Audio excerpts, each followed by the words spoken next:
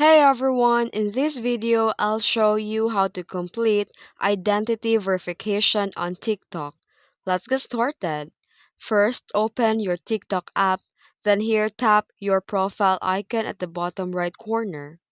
Next, tap the three lines on the top right and go to the settings and privacy. Scroll down and select account and profile. Then here tap identity verification.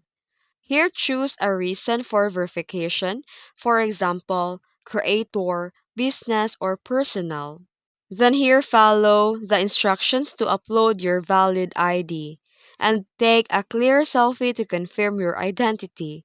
And after submitting, wait for the TikTok to review and approve your verification request.